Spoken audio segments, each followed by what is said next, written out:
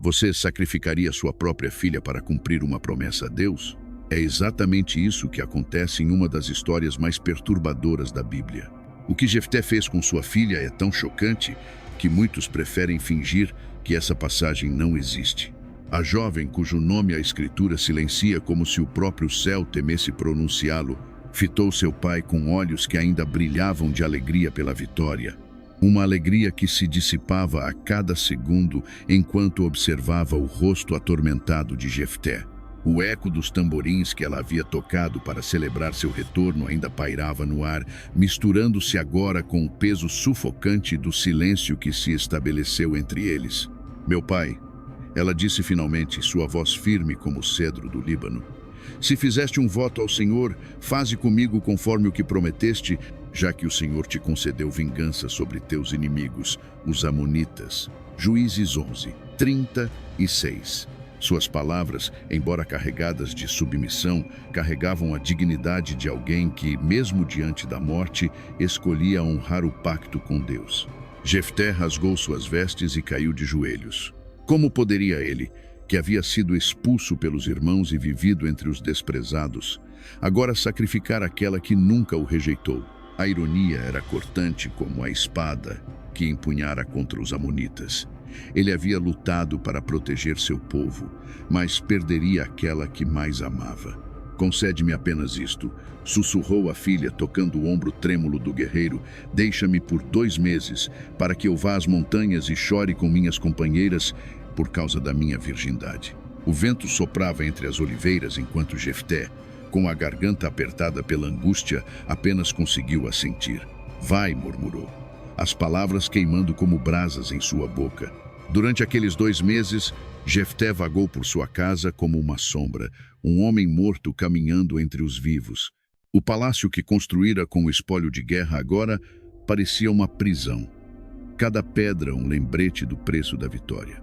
Nas noites insones, as palavras do salmista ecoavam em sua mente. "Melhor é que não prometas do que prometeres e não cumprires." Eclesiastes capítulo 5, versículo 5. Enquanto isso, nas montanhas de Gileade, a filha de Jefté e suas companheiras vagavam como gazelas por entre os vales perfumados de mirra e os cumes rochosos. Ela não chorava apenas por sua juventude interrompida, mas lamentava que partiria deste mundo sem deixar descendência em Israel. Uma morte dentro da morte para uma mulher de seu tempo. O sol nascia e se punha, marcando inexoravelmente a passagem daqueles 60 dias.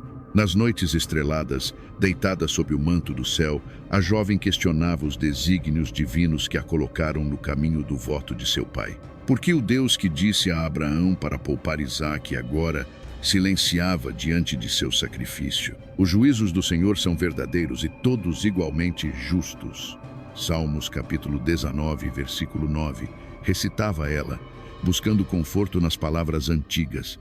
Quando o tempo acordado chegou ao fim, ela retornou à casa de seu pai como o orvalho da manhã, silenciosa, inevitável, carregando tanto o frescor da vida quanto a certeza de sua evaporação sob o sol do meio-dia. Seu rosto, outrora marcado pela apreensão, agora exibia uma serenidade que desafiava a compreensão. Jefté a esperava no pátio, envelhecido anos em apenas 2 meses. A barba, antes negra, mostrava fios grisalhos. Os ombros, antes erguidos com orgulho de guerreiro, curvavam-se sob o peso da promessa. Pai e filha se entreolharam, e naquele olhar passaram-se gerações de entendimento. "Estou pronta, meu pai", ela disse, sua voz clara como águas de riacho. "Cumpre tua palavra ao Senhor." O juiz de Israel tremia como nunca tremera diante de nenhum inimigo. Suas mãos, calejadas pelo manejo da espada, agora hesitavam diante do mais terrível dos deveres. Enquanto a conduzia para fora da cidade, para o lugar do sacrifício, uma pergunta atormentava sua alma. Como o Deus que proibira sacrifícios humanos em Israel poderia agora exigir o cumprimento de tão terrível voto? O altar de pedras aguardava no alto da colina, mudo testemunho do que estava por vir. O vento soprava mais forte agora, como se os próprios céus quisessem apagar o fogo que logo seria aceso.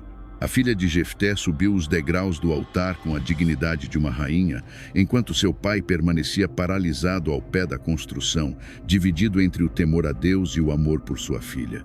Foi então que ao longe um movimento entre as árvores chamou a atenção de ambos. Quando os 2 meses chegaram ao fim, as montanhas de Gileade silenciaram seus ecos de lamento. A jovem desceu das colinas com a determinação estampada em seu semblante, cada passo carregando o peso de uma promessa que não era sua, mas que agora abraçava como própria. O sol nascia sobre o horizonte de Israel, banhando seu caminho com uma luz dourada que parecia, ironicamente, abençoar seu sacrifício. As amigas que a acompanhavam caminhavam 2 passos atrás, rostos marcados por lágrimas que ela própria já não derramava. Seus olhos, antes marejados, agora refletiam uma aceitação transcendental, como se tivesse encontrado nas alturas de Gileade uma compreensão que poucos conheceriam em toda uma vida. Jefté esperava na entrada da cidade, sua figura imponente agora curvada pelo peso da promessa precipitada. Suas mãos, que haviam derrotado os amonitas, agora tremiam imperceptivelmente.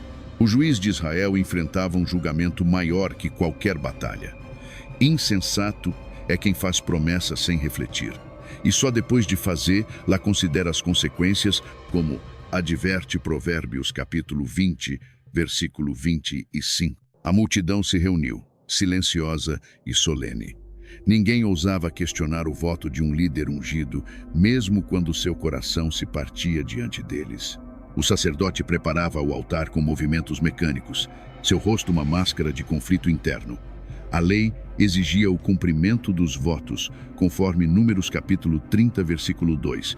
Quando um homem fizer um voto ao Senhor ou jurar que assumirá uma obrigação, não poderá quebrar a sua palavra, fará conforme o que disse. Ao se aproximar de seu pai, a filha de Jefté tocou-lhe o rosto enrugado pela guerra e preocupação. "Não carregues culpa por mim, meu pai", sussurrou ela. "Pois não é melhor uma vida breve vivida em obediência do que muitos anos em rebelião contra o que foi prometido?" Um vento súbito varreu a praça, fazendo ondular suas vestes como as águas do Jordão. Parecia que até a natureza reconhecia a santidade daquele momento terrível. Entre os anciãos, vozes baixas questionavam se tal sacrifício era realmente o desejo do Deus que, em Ezequiel capítulo 33, versículo 11, declarou: "Não tenho prazer na morte do ímpio, mas em que o ímpio se converta do seu caminho e viva." As trombetas soaram, anunciando o início da cerimônia. A jovem subiu os degraus do altar com passos firmes, enquanto sua mãe, escondida entre a multidão, sufocava gritos que nunca seriam ouvidos. As mulheres ao seu redor a seguravam, compreendendo uma dor que transcendia palavras. "Teu nome", falou o sacerdote subitamente, interrompendo os preparativos, "deve ser registrado para as gerações futuras. Que o Deus de Israel conheça quem se entrega em cumprimento de um voto." A jovem hesitou, como se apenas naquele momento percebesse a profundidade do apagamento que a aguardava, não apenas da vida, mas da memória de Israel. Seu nome, aquele pelo qual seu pai a chamava carinhosamente nas manhãs de sua infância, seria esquecido como orvalho sob o sol escaldante. "Meu nome é", começou ela, mas suas palavras foram interrompidas pelo clamor vindo dos portões da cidade, onde um homem coberto pela poeira da estrada corria em direção ao altar, gritando palavras que ninguém ainda podia distinguir, mas que faziam os olhos de todos se voltarem para longe do sacrifício iminente. O retorno da jovem após 2 meses marca um dos momentos mais sombrios das Escrituras. O texto simplesmente diz: "Depois dos 2 meses ela voltou a seu pai, e ele cumpriu com ela o voto que tinha feito." Juízes 11, 39. A Bíblia, tão detalhista em tantas narrativas, aqui se torna deliberadamente vaga. Não há descrição do sacrifício, nenhum detalhe sobre como foi realizado, como se o próprio texto sagrado hesitasse diante do horror do momento. As montanhas de Gileade, antes cobertas pelo riso e cânticos da jovem, agora pareciam envolvidas em um manto de silêncio sepulcral. O céu, outrora claro, cobriu-se de nuvens pesadas enquanto a filha de Jefté caminhava de volta à casa paterna, cada passo ecoando como o tic-tac de um relógio implacável. Seus olhos, que há 2 meses transbordavam lágrimas de desespero, agora refletiam uma aceitação serena, a metamorfose de uma menina em mártir. Jefté, o homem que havia liderado exércitos e derrotado nações, agora tremia diante da própria porta. Suas mãos calejadas pela espada estavam agora inquietas, incapazes de encontrar paz. Em seu coração, as palavras do Eclesiastes capítulo 5, versículo 4 martelavam incessantemente. Quando fizeres um voto a Deus, não tardes em cumpri-lo, porque ele não se agrada de tolos. Cumpre o teu voto. A armadilha de sua própria língua havia se fechado sobre ele. Enquanto alguns estudiosos argumentam que ela poderia ter sido dedicada ao serviço perpétuo no tabernáculo, o texto sugere algo mais definitivo. As palavras da própria jovem ainda ecoavam nos vales. Meu pai, você fez uma promessa ao Senhor. Faça comigo conforme o que prometeu. Havia nelas uma dignidade que transcendia o próprio destino, como se compreendesse uma verdade além do alcance de seu pai. O momento da execução do voto permanece velado em mistério. A narrativa bíblica, que não hesita em descrever guerras sangrentas e assassinatos brutais, aqui parece desviar o olhar, como se nem mesmo as sagradas palavras pudessem suportar o peso daquele momento.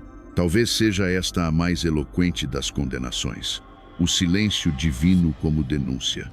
Esta história permanece como um contraste gritante com o episódio de Abraão e Isaque em Gênesis 22, 12, quando Deus interveio no último momento dizendo: não levante a mão contra o rapaz, não lhe faça nada.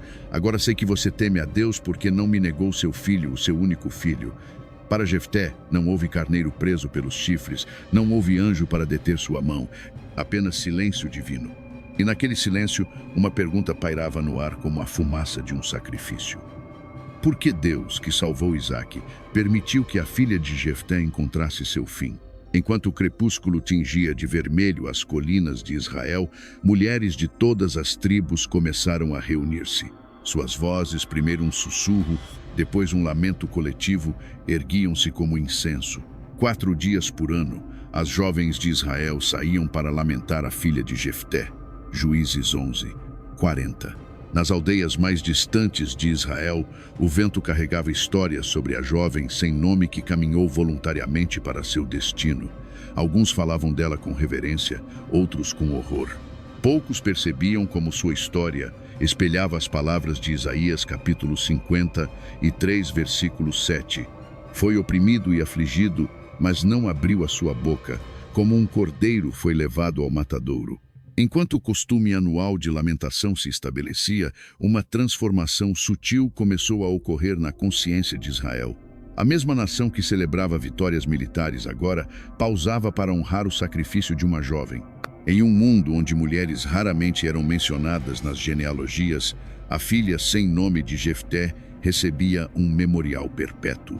O eco deste sacrifício começou a reverberar nos corações daqueles que conheciam a história.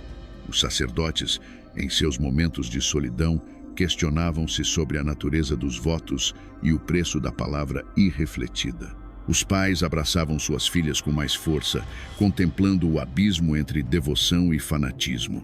E nas noites escuras, quando o vento soprava mais forte pelas montanhas, alguns juravam ouvir o canto distante de uma jovem celebrando sua última dança com as amigas.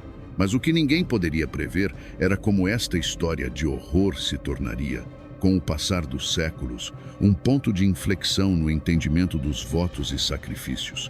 O sangue da filha de Jefté, derramado em silêncio, começava a clamar do solo de Gileade, assim como o sangue de Abel clamou a Deus em Gênesis capítulo 4, versículo 10.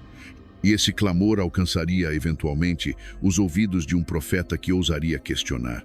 A memória se teceu como um manto de pranto através das gerações. O lamento pelas colinas de Gileade ecoava a cada ano quando as jovens de Israel se reuniam para honrar aquela que foi sacrificada por um voto impensado.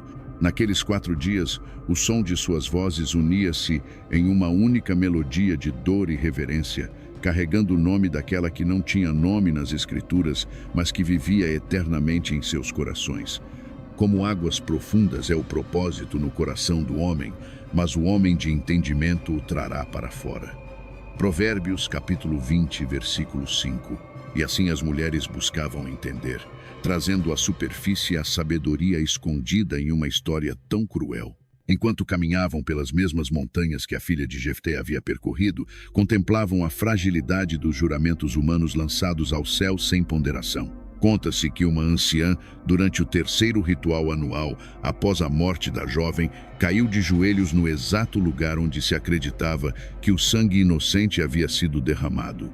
Com as mãos trêmulas tocando a terra, ela murmurou: "Nem todos os sacrifícios são agradáveis ao Senhor. Alguns apenas revelam nossa própria escuridão."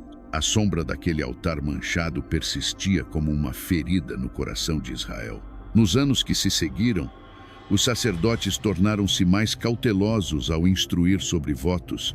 Nas sinagogas e nos lares, a história era contada em sussurros, uma advertência sobre o preço terrível da palavra irreflexiva lançada ao divino. Um rabino sábio de Jerusalém escreveu em seus pergaminhos: "O Senhor não deseja a morte, mas a vida. O sacrifício de animais foi ordenado para nos poupar do sacrifício humano.